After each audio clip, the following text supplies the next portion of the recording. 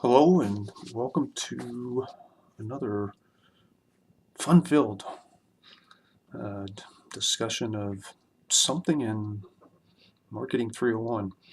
Um, this time we're going to talk about market segmentation, and actually um, that's a misnomer to some extent. Segmentation is only part of what we're going to talk about. We're going to talk about, in this discussion, we're going to talk about segmentation, targeting, and positioning, or what your book and many other principles of marketing texts refer to STP, S for segmentation, T for targeting, and P for positioning. And unlike when I learned, God, he's going to talk about when he learned his principles of marketing back in the spring of 1977. Yeah, I'm going to talk about when I learned about my principles or took my principles of marketing course in the spring of 1977. Um, when we talk about segmentation today relative to almost 40 years ago, it's a lot more um, strategic, a lot more of a process. So again, you have the segmentation, the targeting, and the positioning. And if you look in your book at Exhibit 9.1, it presents a nice visual, associated with segmentation, targeting, and positioning. So, basically what we're saying with the STP is that, first you do segmentation, and then once you've segmented, you target, and then once you target, you position. And that's how we're gonna structure this particular discussion. We're going to talk about segmentation, and we're going to talk about targeting, and then we're going to talk about positioning. And you might ask a question. Well, why do we need to segment in the first place? Why don't we just like bring out a product and hope to find a segment? And as I alluded to, maybe a minute ago, that's to some extent that's kind of the way it was done by a number of companies. And I'm not saying they were doing it well, but that was kind of the way it was done. 40 years ago, a lot of companies would bring out products and hope that they could find segments. Um, and they weren't always successful. And I say this is a relatively recent example. It's probably now close to 20 years old, and you might not even remember this, but one of the things that kind of vividly illustrates to me the importance of the segmentation, targeting, and positioning framework was when both Pepsi and Coke decided that 2-liter soda bottles weren't big enough. They had to come out with 3-liter soda bottles, and so both of them came out with 3-liter soda bottles. And you probably don't see a lot of 3-liter soda bottles around anymore. In part because there was two major problems with the 3-liter soda bottles. The first was that they didn't fit in a lot of people's refrigerators. Ooh, oops. The second was that the soda, 3 liters of soda would lose its fizz over time because people, who's got a 3-liter soda, thirst. And kind of as a post-mortem, what we learned is that Coke and Pepsi just figured that, well, since people were buying 1-liter bottles of soda and people were buying 2-liter bottles of soda, if you add 1 and 2, basic math says, well, that's 3. They figured, well, if people are buying 1, people are buying 2, somebody will buy 3. But there really wasn't any segment, right, that appealed to. And then kind of the practical problems on top of the fact that there was really no good segment or segments for that particular product kind of doomed it to failure. So let's talk about segmentation. And I'm going to put on my handy dandy glasses. And segmentation refers to dividing larger markets into smaller groups based on shared characteristics, needs, or buying styles. And that's a pretty common definition of segmentation. So again, you divide larger markets into smaller groups based on shared characteristics, needs, or buying styles. And Exhibit 9.2 in your book provides a little framework for how markets can be segmented. And so just to give kind of a quick and dirty example, excuse me, you live in the United States, there's between 325 and 330 million people. Real quick and dirty way to segment people in the United States is based on gender, male, female. Roughly half the people who live in the United States are male, roughly half the people are female. And so you can see that, and why that, qualifies as a segment is, well, shared characteristics.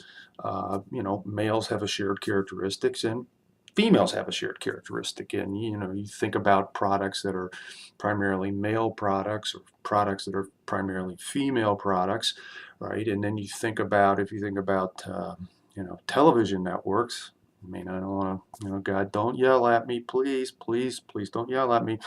But there's this whole series of Lifetime channels. Man, I'll tell you, my wife watches some of them. Oh my goodness. Lifetime is positioned primarily.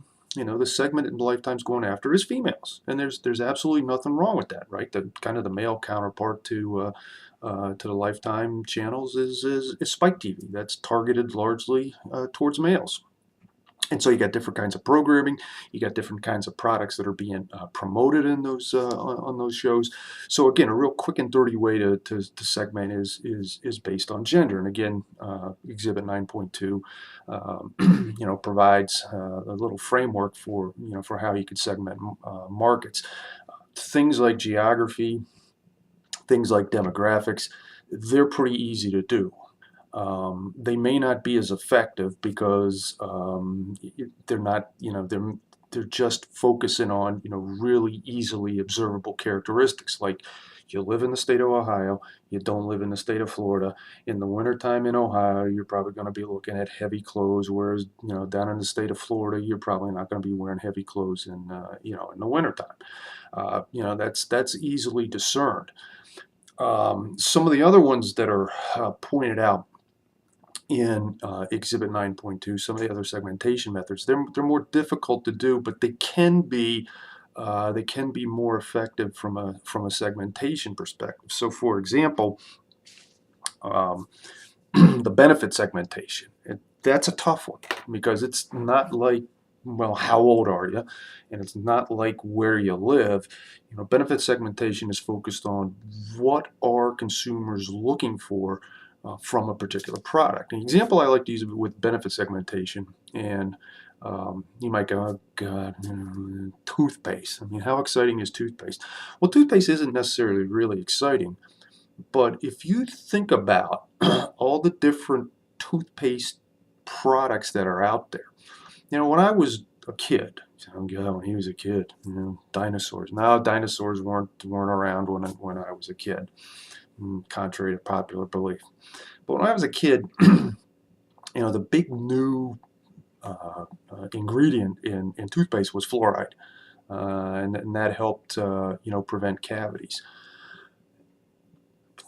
Think about all the different types of toothpaste that exist now. You've got toothpaste that's going to whiten. There's a benefit, right? You got toothpaste that'll whiten. You got toothpaste that will help with tartar control. There's a benefit.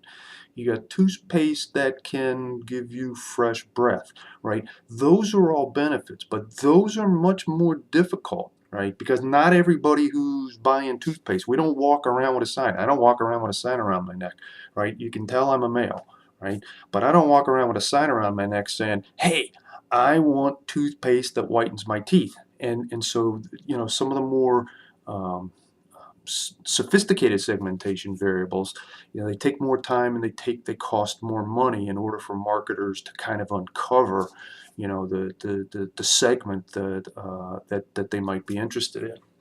Right. So we've talked a little bit about segmentation. Let's move on to targeting. And targeting, here come the glasses again, talks about evaluating or focuses on evaluating segments and deciding which one or which ones to pursue. And Exhibit 9.5 in your book presents a number of different criteria that an organization or that marketers might think about in terms of evaluating segments that they might want to pursue. So, for example, one is size. The book calls that sustainability. I call it size. Marketers often like larger segments. In this country, for example, The most populous state is California. There's approximately 39 million people. Right? On the other hand, you've got the state of Wyoming. Has approximately 600,000 people. Right? So you have probably a lot more marketers are focusing on California because there's 39 million people in one state versus 600,000 in the state of Wyoming. Similarly, if you followed business economic stuff in the 2010s, you recognize that a lot of companies are looking to or have started to do business in China and India. And there's two overarching reasons, actually three overarching reasons for that. First is those are the two most populous countries on the planet. They both have in excess of 1 billion people, and if you put the two of them together, if you combine the population of China and India, you have approximately a third of the world's population. That's a lot, right? Secondly, they're both in relatively close geographic proximity. They're both in Asia. So it's not like if you're a market and you say, oh man, I want to go after this group and I want to go after this group. They're both in the same part of the world, relatively speaking. And importantly, both countries in the last 20 years have rapidly growing middle class populations. And that's important because middle class populations, buy a lot of consumer products and they can buy more expensive consumer products. And I think in an earlier discussion, I talked about the fact that, China now is the world's largest automotive market, market for automobiles, right? It's because they have such a big middle class and people can afford to buy cars. Not easy to get cars, but you can buy them. I mean, not easy to get cars, and not that they're not available. It's that the process for getting it in some places is really crazy. But that's another story for another time. So size is one um, criteria that marketers can use to evaluate whether or not a segment is one that they might want to pursue. A second criteria that we'll talk about that's presented in Exhibit 9.5 is the profitability of a segment. So um, and when we talk about profitability, you want to look not only at current profitability, but also future profitability. So if you go back to something that I mentioned, and I think I might have mentioned it in the overview lecture, how many of you have revolving credit?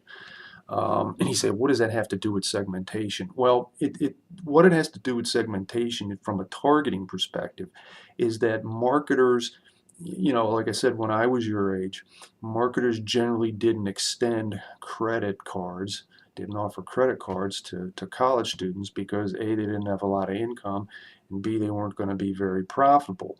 But today it's a different situation, and while most college students may not be real profitable customers for credit card companies when they're in their 20s and they're full-time college students, that can change dramatically as the college student moves through her or his career. And so, I think of, I'm laughing because I'm thinking of one of former logistics majors here at John Carroll who graduated in the late 90s. And by the time he was 28 years old, he was making $750,000 a year, and now he's currently making between 1.7 and 2 million a year, depending on certain conditions. So he's got a much higher credit limit now, and than he did when he was a college student. And the point is that if you're thinking about profitability as a measuring stick for evaluating a segment, you not only should consider current profitability, but also future profitability as well. All right. So again, Targeting, it refers to evaluating segments to decide which one or which ones to pursue. And then finally, once you've segmented, once you've targeted, once you've figured out which segments you're going after, that's where positioning comes in. And I'm going to read, something from the chapter. So pardon my reading. And so, positioning involves a process of defining the marketing mix variables so that target customers have a clear, distinctive, desirable understanding of what the product does or represents in comparison with competing products. So again, positioning involves a process of defining the marketing mix variables so that target customers have a clear, distinctive, desirable understanding of what the product does or represents in comparison with competing products. So again, that one of the things that definition reemphasizes is the importance of the marketing mix, and one of the ways that products can be positioned or differentiated is through massaging, or I don't want to use the word manipulating, but manipulating the various components of the marketing mix. And your book talks about a couple of ways of differentiating or positioning a product. I'd like to spend just a little time talking about two of them. One of them is the value proposition. And, here's the question. Why are so many people crazy about Apple? And why Apple can bring stuff out? Apple can charge a lot more. Why? Well, it's because there's this group of people. And the group of people just isn't in the United States. If you've traveled and you go around the world, Apple has this intense brand and consumer loyalty around the world. Okay, and basically people believe that Apple offers them tremendous value. And again, remember from our first discussion back early in the overview, that value isn't necessarily associated with low cost. Value is the idea that the benefits that are received are greater than the expenses or the resources expended. So one way that a company can differentiate itself is through its value proposition, right? A second way that companies can differentiate themselves or position themselves is based on symbols. And one of the things and we could talk about a lot of different symbols, but I like to talk about two. And one is Ronald McDonald's. What does Ronald McDonald symbolize? You say, I got no clue what Ronald McDonald symbolizes. Well, Ronald is this goofy looking clown kind of character, and he has his friends, the Hamburglar, and a few other things. And Ronald reinforces the idea that McDonald's is a kid-friendly place, right? Ronald is friendly. What is Burger King? What does Burger King symbolize? That dude's scary, right? In fact, studies have been done that show that kids are scared half to death of Burger King. Kids love Ronald McDonald. He's a symbol, right? He's a goofy looking clown, right? The Burger King guy, he's kind of a goofy looking thing too, but he's scary, right? And so, McDonald's has used Ronald McDonald to help position itself as a kid-friendly place. Still have no clue what Burger King's trying to do with Burger King. So, we've talked about segmentation, we've talked about targeting, we've talked about positioning, and somehow we ended up talking about Ronald McDonald and Burger King. So, I think that's a good place to stop, and we'll see you down the road. Bye.